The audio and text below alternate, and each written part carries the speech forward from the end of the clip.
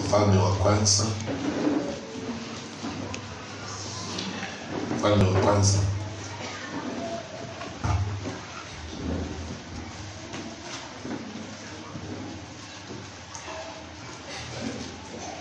Ufalme wa kwanza.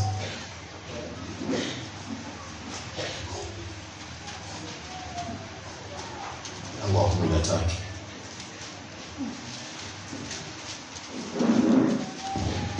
Ufalme wa kwanza mlango wa 13. Tunaanzia hapo. Ningependa kusema tu kwamba ukiwa na nafasi soma yote, kwa maana ujumbe unatoka kwa kitabu yote. Mlango wa 13 somo uelewe, lakini mimi nitasoma nikiruka mistari kadhaa kwa ajili ya neno la leo.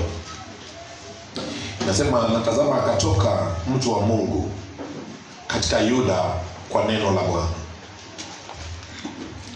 akafika Betheli, naye Yeroboamu alikuwa amesimama kwenye madhabahu afukuze uvumba. Basi mtu huyo akapiga kelele juu ya madhabahu kwa neno la Bwana, akasema, ee madhabahu, Bwana asema hivi, angalia, mtoto atazaliwa katika nyumba ya Daudi, jina lake Yosia, na juu yako atawachinja makuhani wa mahali pa juu, wanaofukiza uvumba juu yako, na mifupa ya watu itateketezwa juu yako. Mstari wa 11 unasema, basi nabii mmoja mzee alikuwa akikaa katika Betheli, na wanawe wakamwambia kila neno aliyetenda yule mtu wa Mungu siku ile katika Betheli, na maneno aliyowaambia mfalme. Hayo nayo wakamwambia baba yao. Baba yao akawaambia, amekwenda zake kwa njia ipi? Kwa maana wanawe walikuwa wameona njia ile aliyoendea yule mtu wa Mungu aliyetoka katika Yuda. Akawaambia wanawake, nitandikieni punda. Wakamtandikia punda, naye akapanda akamfuata mtu wa Mungu. Akamkuta ameketi chini ya mwaloni. Akamwambia, je, wewe ndiwe yule mtu wa Mungu aliyetoka katika Yuda? Akamwambia, mimi ndiye. Akamwambia, karibu kwangu nyumbani ule chakula. Naye akamwambia, siwezi kurudi pamoja nawe, wala kuingia pamoja nawe, wala sili chakula, wala sinywi maji pamoja nawe hapa, kwani nimeambiwa kwa neno la Bwana, usile chakula wala usinywe maji huko, wala usirudi kwa njia ile ulioijia. Akamwambia, mimi nami ni nabii kama wewe, na malaika akaniambia kwa neno la Bwana kusema, murudishe pamoja nawe nyumbani kwako, ale chakula akanywe maji. Lakini alisema uongo. Basi mtu yule akarudi pamoja naye, akala chakula akanywa maji nyumbani mwake. Baba, katika jina la Yesu Kristo, nakushukuru kwa neno hili, na kwamba Mfalme zungumza na mioyo yetu, na pia zungumza na moyo Mfalme ya kila mmoja ambao ujumbe huu utamfikia. Asante kwa maana umetenda. Kwa jina la Yesu Kristo naomba na kuamini. Amen. Nataka kuzungumza kuhusu ujumbe, jihadhari na nabii mzee. Jihadhari na nabii mzee. Bwana asifiwe. Biblia inaongea kuhusu madhabahu ilikuwa Betheli. Na madhabahu yalikuwa Betheli, yalikuwa na manabii, ama yalikuwa na makuhani, ama yalikuwa na watumishi wa Mungu ambao walikuwa wanatumika katika Betheli. Lakini katika muda, wakati ulifika ambao madhabahu ya Betheli hayakuwa yana function kwa sababu ya utukufu wa Mungu. Kwa maana watu waligeuza matumishi madhabahu kwa utukufu wao wenyewe na kwa mapenzi yao wenyewe, kwa faida zao wenyewe. Watu walitaka kufanya mambo kulingana na vile wanataka. Bwana asifiwe sana. Ndipo sasa tunaona kwamba unapoanza kusoma inasema kwamba ule alikuwa amesimama kwa madhabahu anataka kutoa dhabihu. Hakuwa kuhani, alikuwa mfalme. Hello. Imagine how low that would have gone. Ni kwa sababu kila mtu angeweza kutoa tu madhabahu, angeweza kuchoma madhabahu vile anataka. Na huyu nabii mzee alikuwa mahala pale. Mungu akazungumza akasema, nitatuma mtu wangu. Mungu anatafuta mtu atakayetuma. Hello. Praise the Lord. Mungu akasema nitazungumza na mtu wangu. Biblia haineni jina la mtu, inasema tu mtu wa Mungu alitoka kwa neno la Mungu. Kuna mtu wa Mungu Mungu ametuma mahala hapa kwa neno lake. Amekutuma huko Gataka kwa neno lake. Amekutuma Nairobi hii kwa neno lake. Amekutuma mahali huko popote kwa neno lake. Bwana asifiwe sana. Akamwambia ninataka uende utoe unabii kwa yale madhabahu kwa sababu hayafanyi mapenzi yangu.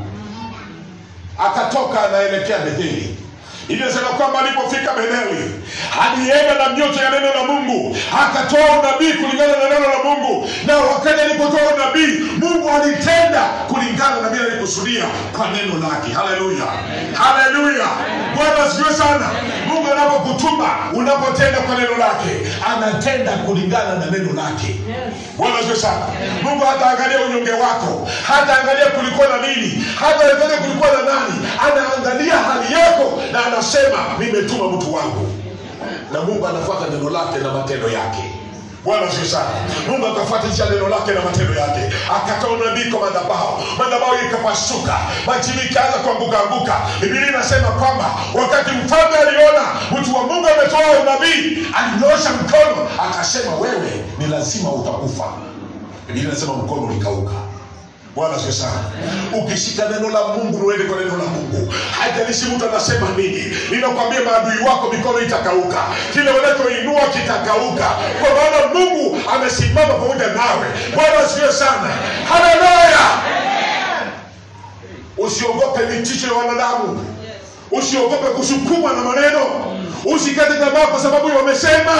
Wanaweza nyosha kidole, lakini Mungu anashughulikia hiyo kidole. Praise the Lord. Kile kinanifurahisha ni wakati mtu wa Mungu aliona mkono umekauka, mfalme akamwambia, tafadhali mtu wa Mungu niombee mkono wangu umekauka. Mtu wa Mungu hakuangalia kimbia, akajipiga kifua, akamwambia nilikwambia utaniona. Mtu wa Mungu akamwambia kwa sababu ni neno la Mungu nipate uponyaji mahala hapa, nimeleta uponyaji. Halo. Akamwambia mkono wako upone. Hakujali huyo mkono ulikuwa umesema uwawe. Halo. Usijali ule mkono umesema hautaendelea. Usijali ule mkono ulikulaani ukitoka nyumbani. Usijali hata wale walichugulika ukavutwa kazi wanakusingishia. Lakini wacha nikwambie, wakati Mungu amekusimamisha na neno lake, waombee baraka. Praise the Lord. Aliomba baraka. Biblia inasema mkono ukarudi. Mfalme akaona mkono umerudi, akasema nitampata namna gani? Wacha nikwambie, manabii wazee wako na mbinu. Halo. Wako na mbinu. Mahali mimi nimetembea huku, manabii wazee ni wengi. Hapa hapo. Lakini huko Bwana asifiwe sana. Hatabadilisha mbinu. Akamwambia mtu wa Mungu, ninataka ukuje. Ninataka ukuje kwa sababu gani? Ninataka nikupatie chakula kizuri. Ninataka nikuandalie mambo mazuri. Ninataka nikuandalie hata kama unataka mafarasi na unataka hata farasi, unataka punda, nitakupatia. Kwa maana I want to reward you. Praise the Lord. Unajua saa zingine tukipata wanasiasa ama watu wakubwa, tunaanguka chini, tunasahau kwamba kuna Mungu ambaye juu ya hao wakubwa. Bwana asifiwe sana. Our God is more than even our president. Hello. Praise the Lord. Our president akona term, Mungu hana term. Bwana asifiwe. Our God is bigger. Walipomwambia rudi nikupatie, akamwambia niliambiwa kwa neno la Mungu na nitatii neno la Mungu. Ninakwambia hivi leo, wewe ambao umeingia hapa unang'ang'ana na vikundi vya vitina, unang'ang'ana na masengenyo, vita ni vingi vingi. Mungu alikutuma hapa na neno, unatekeleza lile neno alikutuma. Are you doing what God has called you to do? Ili unaandika kwa mitandao, ni Mungu alikutuma ufanye hivyo. Ili unarushia wengine maneno, did God send you to do that? Kwa neno la Mungu, mtu wa Mungu alitangaza. Ile kitu kingine inanishabia kwamba ni Biblia inasema kwamba kulikuwa na nabii mzee. Sema nabii mzee. Ambie jirani yako, jihadhari na nabii mzee. Nabii mzee, unajua nabii mzee ako pale. He only have a name, but he has no power. He has the experience. Hallelujah. But he has not the power of the Holy Spirit. Mnamjua alikuwa naimba, mnamjua alikuwa naomba, mnamjua alikuwa anahubiri, mnamjua alikuwa anatenda makubwa, lakini wakati na wewe mwingine mtoka, alibaki ni nabii lakini ni mzee. Anaweza kuhubiria ndio, lakini with experience. Anaweza fanya miujiza with experience. Bwana asifiwe sana. Hallelujah. Anaweza fanya mambo makubwa lakini ni experience. Bado ni nabii mzee. Ndio Mungu akatuma nabii kutoka Yuda, kwa sababu alijua Betheli hakuna nabii. Bwana asifiwe sana. Na Mungu ndiye alikutuma mahali hapa, kwa maana alijua uko na kazi. You are not here in vain. You are here to accomplish what God called you to accomplish. Praise the Lord. Ni maombi yangu ni kwamba you leave the place that God has set you better than you found it. Hallelujah. Amen. Mimi huwa naomba, ni ombi langu ni kuleta mtu kwa msalaba nimwache hapo. Sio nitoa mtu kwa msalaba nimpeleke huko. Kuna watu wengi shughuli yao ni kukuja kwa msalaba na kutoa watu msalabani kuwapeleka nje. Bwana asifiwe sana. Nilikuwa nasoma kitabu kingine kilikuwa inasema kuna jamaa mmoja alikuwa ameona amekosewa sana. Sasa akajua adui yake ni huyu. Akaamua huyu na adui nitamfix, nitamuonyesha. Bwana asifiwe sana. Akachukua adui. Akaenda akachukua fimbo kubwa. Akaenda akapiga adui, adui akaanguka. Akakimbia kaenda kwa Mungu, nisamehe nimeua mtu. Nisamehe nimeua mtu. Wakati alipoangalia nyuma, akaona huyu jamaa tena ameanguka kidogo. Anauliza, nilikuwa nafikiri nimemaliza, kumbe sikumaliza. Akaangalia akasema, kumbe sikumaliza kazi yangu. Tena akarudi. Akamwangalia, akachukua tena fimbo kubwa. Akamgonga. Tena akarudi kwa Mungu, Mungu naomba nisamehe, nimeua mtu. Alipoangalia akaona jamaa pia anaamka. Akasema kumbe huyu Mungu ndiye anafanya hii maneno. Mara ya mwisho alienda akachukua hiyo fimbo, akapiga huyo mtu na akurudi kwa msalaba. Alitoroka akasema nikirudi kwa msalaba pia atafanya nini? Atasambaza. Kazi ya nabii mzee. Bwana sio sana. Anasukuma. Biblia inasema kwamba alienda akaulizia wapi mtu wa Mungu alienda. Alienda njia gani? Kwa sababu gani? They could not link in the spirit. Kama wewe ni mtu wa Mungu, na unajua mtu wa Mungu pia akikuja mnawasiliana kiroho, lakini ukiona roho yake inakataa, jua huyo ni nabii mzee. Halo, jihadhari na nabii mzee. Inasema kwamba akakuja. Alipokuja akamfuata huyu ndugu, akamwambia, ndugu, hapa mimi ni nabii. Na mimi Mungu amenizungumzia. Ameniambia nikurejeshe. Let me tell you, they are going to monitor your steps. Watakwambia hapa tuliona wengi. Walikuja na nyoka kama umekuja. Hapa tuliona wengi. Waliruka kama mimi unaruka. Waambie hili, ninajua mliona wengi, lakini hamjaniona mimi. Halo. Bwana sio sana. Ukisikia mtu anakuambia aliona wengi, wewe weka taa, nabii mzee. Bwana sio sana. Hata mbele yako kijio ukiona anapokelezea unajua huyu ni nabii mzee. Bwana sio sana. Akafuata mtu wa Mungu. Akamfuata kwa njia yake. Yeye alikuwa na mali, alikuwa na punda anaenda kupanda. Akaambia na wake, niwekeni punda nifuate huyu mtu wa Mungu. Let me tell you, watu wa Mungu, saa zingine unakosa kitu. Saa zingine unakosa fedha kuja kanisani na tembea mguu. Saa zingine watu unakosa sadaka. Bwana sio sana. Kwa maana shetani anajaribu kufinyilia vitu vyako, lakini nabii mzee ako na kila kitu. Anafurahia na kwambia, ukitaka tufanye na wewe makazi mzuri, hata ukitaka kukaa kwa kanisa hii, lazima usikie vile sisi tunasema na usikie yale mambo vile tunaenda, ndio utakaa mahali sisi tunataka ukae. Nabii mzee ako masharti. Bwana sio sana. Hata jamaa hawezi fanya kazi, nabii mzee ako na masharti. Pastor hawezi fanya kazi, hawezi hubiri, kwa maana nabii mzee amefanya nini? Amesimama. Hata kuna wengine wanaweza hubiri waanze kusema pastor aliambiwa maneno. Pastor aliambiwa maneno. Pastor hajaambiwa maneno. Mungu amenipatia neno. Nikwambie wewe, ni wakati wa leo ubadilike. Na kama hautabadilika, Mungu anakukujia hivi karibuni. Bwana asifiwe sana. Akafuata huyu ndugu. Akamkuta vile anasema alikuwa ameketi kwa mti. Amechoka. Kwa sababu kazi yake ilikuwa kwenda tu miguu. Amechoka. Akakuja akamuuliza, wewe ni mtu ya Mungu? Akakubali mimi ni mtu ya Mungu. Akamwambia, urudi ukule, kuja kukaa kama sisi, kuja ujiunge pamoja na sisi, mambo yetu tunafanya hivi, kuja. Na akamwambia, kulingana na vile Mungu alimzungumzia, sifai kuja vile unataka, nafaa kuenenda vile Mungu anataka. Na akaniambia nisirudi ile njia nimetokelezea, ndipo sasa nimeenda vile nimeenda. Bwana asifiwe sana. Hello. Kuna watu wamerudia zile njia walitokelezea nazo, hata kama Mungu aliwaambia uchukue njia nyingine. Bwana asifiwe sana. Hello. I can see God talking to people here. Mungu kwa njia ile niliwakataza, nilitaka msonge mbele, lakini mnarudia njia. Biblia inasema akaenda akamwambia, wakati aliona mtu wa Mungu amejikaza, akamwambia, hata mimi ni nabii, hata mimi ni nabii. But the spirit could not leak.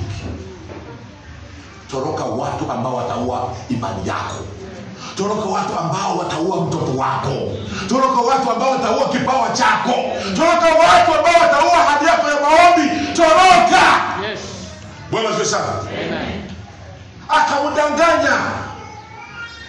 Kumbe watu wanajinavaa kanzu, wanasema ni manabii, lakini ni waongo wa ajabu. Kuna watu hapa wana regret kwa sababu walidanganywa na manabii. Wamedanganywa na watu wanajiita watu wa Mungu. Akamwambia rudi.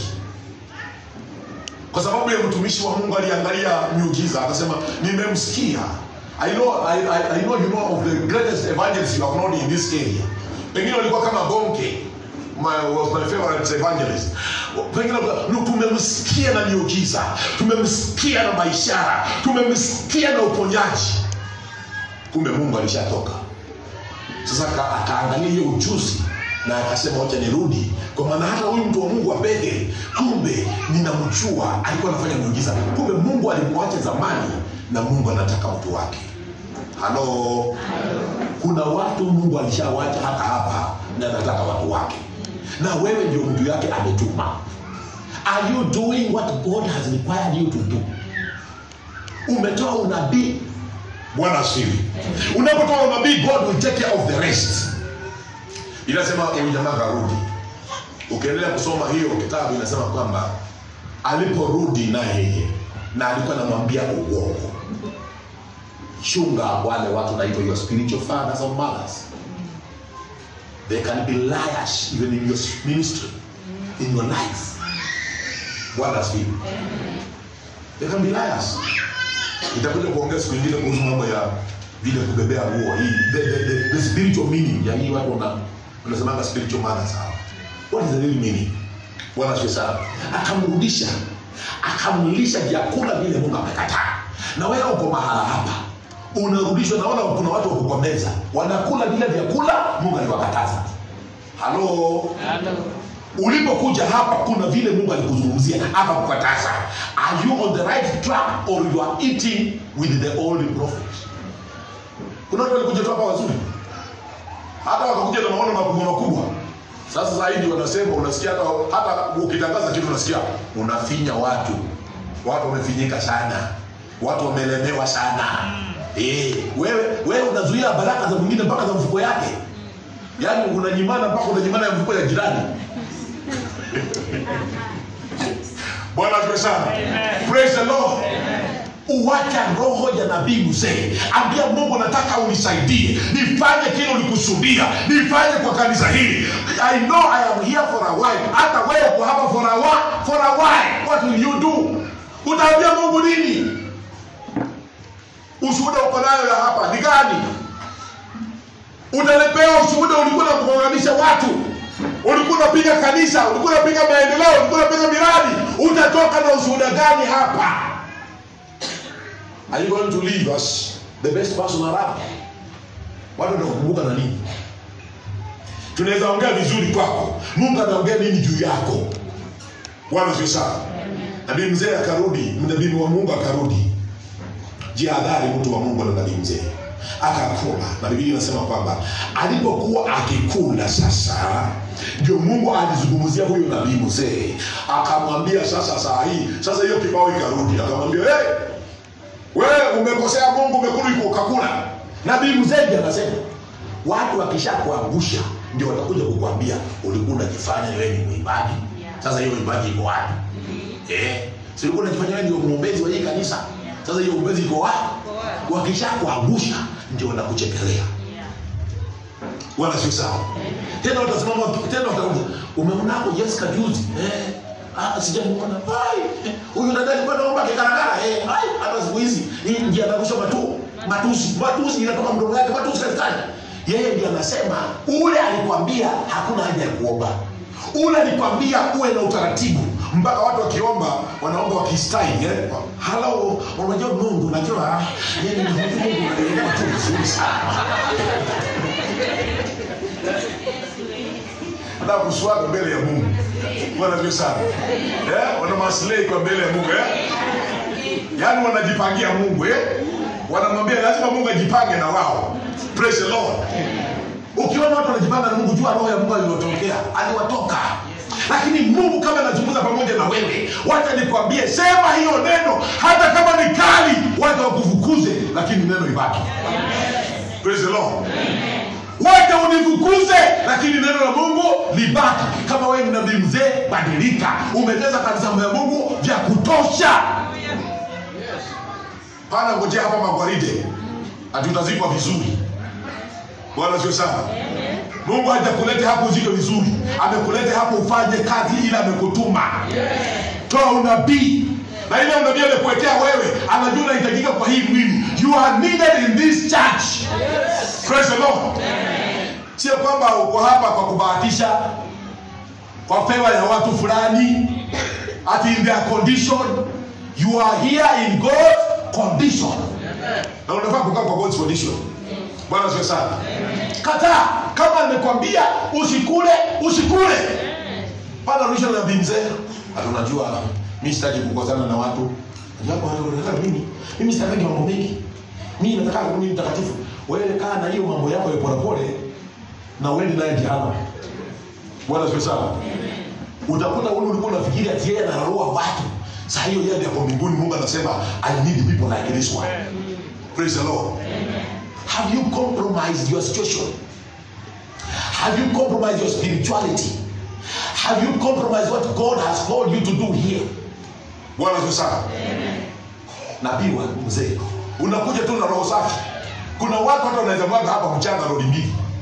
Lakini kwa sababu walikutana na nabii mzee, akamwambia endeni polepole.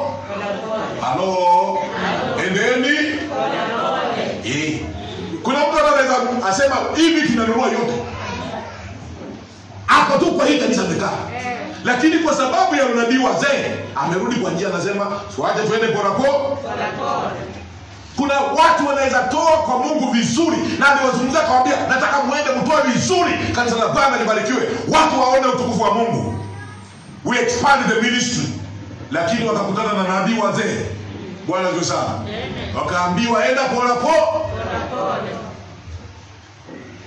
Unajua mimi nawaambia, I have not been immune. Mimi nimekuwa katika hiyo hali siku moja. Siku nyingine, hii ni my personal testimony. Mimi nilikuwa natoa vizuri, sikuwa najua vile natoa. Lakini nilikuwa natoa. Na hizo mimi nilikuwa natoa, na siku hiyo nikaweka, sikuweka, haikuwa pesa mingi niliweka. Niliweka tu shilingi 800 kwa bahasha. Hizo enzi. Nikaweka kumbe nilikuwa the leading. Na wakati mmoja Mungu akanisaidia, akaniambia nipeana sadaka, na siku hiyo nikapeana shilingi 1000. Mimi nimekaa hapa nikasikia basi nauliza, kuna mgeni ametutembelea hapa. Mgeni ametutembelea hapa, kuja tusalimie mgeni. Kumbe sikuwa najua mgeni ni nani. Pastor alikuwa anajiuliza, ni nani aliweka sadaka kwa kikapu 1000? Akajua hii si kawaida. Kulingana na madini wazee, hii si kawaida. Huyu lazima awe ni mgeni.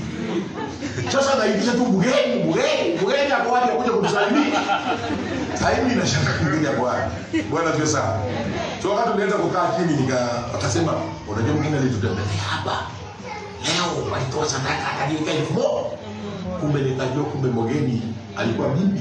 Lakini sikuambia alikuwa bibi. Bwana Yesu sana. So siku moja nikatoa, na wenye kwenda kuangalia hizo bahasha, viongozi muweke siri za watu wa Mungu. Walipoenda kuangalia hizo bahasha, unajua hiyo sio kitu ya kutembea kila mahali. Walipoenda kuangalia hiyo bahasha, wakaonyesha, kwani jamaa anafanya kazi gani? Ametoaje hii pesa nini? Hakuja jamaa mmoja akakuja, akanitembelea kwangu kwa nyumba. Kwangu nimekaa. Hakuja ndogo, nilikuwa nakuja kutembelea tu. Kuja tukaongea kidogo, akaniambia nilikuwa nataka kuongelesha. Nikamwambia nilikuwa nataka kuongelesha nini? Akaniambia nilikuwa nataka kuongelesha. Kwani wewe unafanya kazi gani? Namuuliza why? Maana nimeona vile nimetoa. Watu hawatoangi namna hiyo, yani niambia. Praise the Lord. Bali nimeaje. Akaniambia muda anatoleanga saa zingine kwa kiti. Nunua tu kiti watu waone kiti imekaa pale. Nunua microphone. Nunua meza ya kanisa. Hapana, weka kwa bahasha. Ndio. Nikasikia nikamuuliza, wewe ulipatikanaje kwa bahasha yangu ya fungu? Akaniambia mimi nimeona tu ni kwa aliba. Nakwambia nilikasirika vibaya sana. Nilikasirika yangu yote. Nikasema kama watu wana discuss my envelope, then ninataka niwaonyeshe. Nikarudi kwa njia mzee, njia ya zamani. Nikamwambia nitaonyesha. Jumapili iliyofuata nikawaonyesha. Jumamosi iliyofuata niliwaonyesha. Mimi niliwaonyesha. Niliweka shilingi 50 from the bank.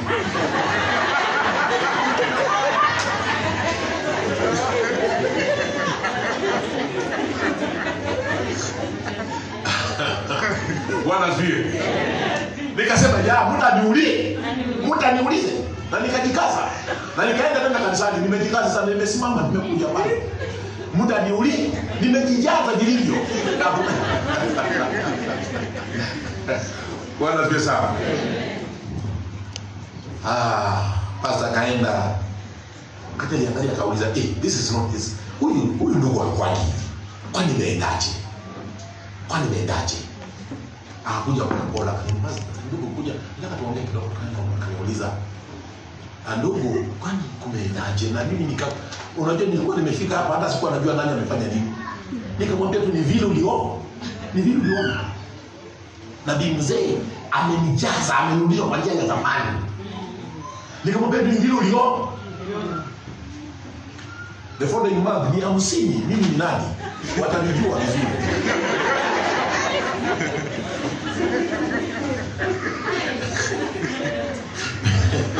Bwana asifiwe sana.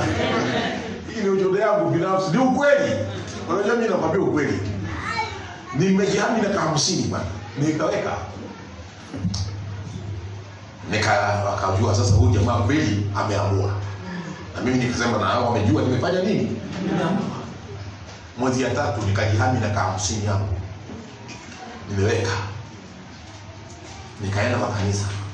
Nikaweka. Nikilala usiku, Mungu mwenyewe ndiye alinijia one on one. Akaniambia, ni mimi nilikuita ama ni wewe ulijiita? Wakati usiku wa pastor nilikuwa tu mshirika. Nilikuwa tu mtu wa kawaida. Tena mfanye saa zingine nilikuwa tunaimba. Ijapokuwa na sauti yangu ya frog hii, tulikuwa tunaimba saa zingine. Bwana asifiwe sana. Nikasema, Mungu akaniambia, unatolea mwanadamu ama ni mimi unatolea? Nikamwambia Mungu, ni wewe uliniambia.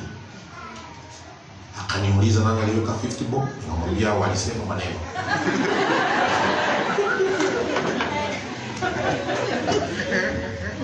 Bwana asifiwe sana. Mungu akaniambia nataka uende urudishe fungu lako la 10 vile ulikuwa unatoa na ulipe arrears zile ulikuwa umefanya nini? Umekuwa. Kwa hiyo Mungu alikuwa ananiambia. Bwana asifiwe. Nikashukuru Mungu kwa sababu nabii mzee alikuwa amemaliza. Hata sasa singekuwa hapa nikihubiri. Kwa maana nilikuwa nimemaliza. Nikamwambia Mungu nisamehe. Nililia kwa kona peke yangu. Nililia na nikamwomba akaniletea wimbo. Nikaanza kuimba. Yesu wa Nyanza. Yesu wa Nyanza. Yesu wa Nyanza. Yesu wa Nyanza. Hallelujah. Yesu wa Nyanza. Hallelujah. Yesu wa Nyanza. Hallelujah. Yesu wa Nyanza. Hallelujah. Yesu wa Nyanza. Niliimba na nilipotea.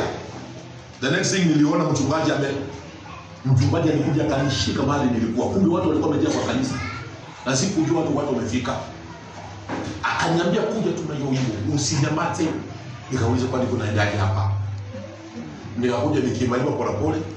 Akanileta mpaka hapa. Nikaimba, Mungu akalete utukufu mkubwa sana. Pastor akaniuliza hata sijui kama leo nitahubiri ama tufunge tuende nyumbani. Mungu anaweza kukuokoa na njia ya nabii mzee. Bwana asifiwe sana. Wewe ambao umekuwa mahali hapa, umegandamizwa na mambo ya nabii mzee. Wewe toka huko. Mimi Mungu alinisaidia na amenileta hapa nikwambie alinisaidia na wewe usaidike. Bwana asifiwe sana. This is a mega church. We need to build a church of more than 2,000 people. And we are relying on you. Hello.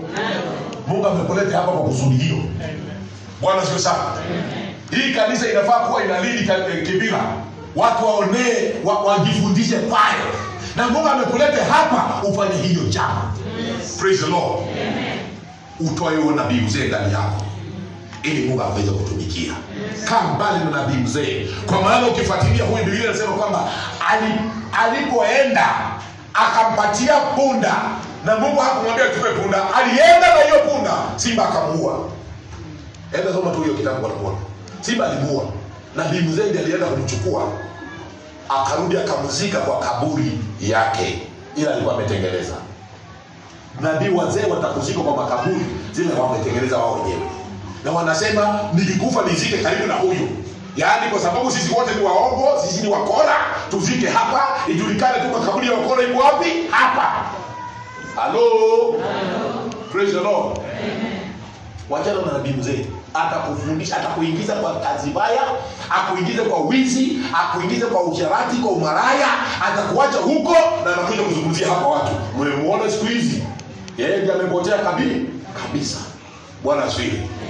Jihadhari na nabii mzee. Sasa kaniombe na wewe. Hallelujah. Jesus. Jehova anasema ni asante kwa wema, fadhili na baraka zako. Na kushukuru kwa neno hili Kristo. Umetuonya kwa nabii mzee. Tunakuomba tusaidie Bwana. Tukae kwa njia ambayo umetutuma. Tutangaze neno ambalo umetupatia. Tuenende kwa njia zile umetuonyesha. Mwenyezi Mungu tusirudie njia za wazee.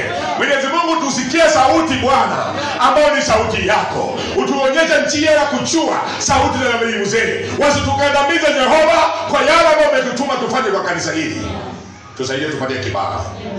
Tunataka tuwe watu ambao watategemewa kwa kufikia mioyo ya watu wengine, kwa kufikia mataifa Bwana. Na kuomba mfalme tusaidie ili tuweze kuondoka tukafanye kazi yako. Tunakataa nguvu za nabii mzee. Watu wanaokuja kwa njia ya kisirisiri, wanakuja na njia ya Ukristo na si wa Kristo. Wameangusha watu wengi, wameharibu kanisa lako na kataa ibilisi. Kama ingine kushindwa. Nikiomba Mungu guza huyu ndugu na huyu dada, ili Mwenyezi Mungu apate kibali machoni pako, wakatende kulingana na neno lako. Kwa jina la Yesu Kristo naomba na kuamini.